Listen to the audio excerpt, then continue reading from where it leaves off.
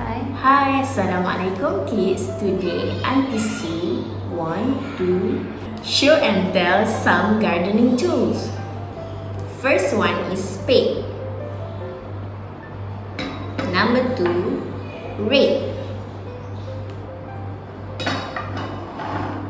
Number 3, trowel. Number 4, gloves. Number 5, planters. Number 6, soil. And last one, watering can.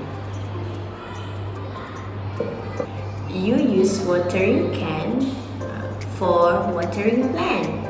Planters you can use for trimming the plant.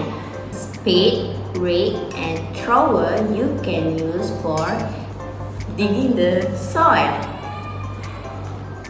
You can use soil for planting seeds. And the last one, gloves.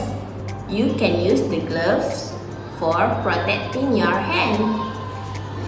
Auntie hope you can try gardening at home. Bye!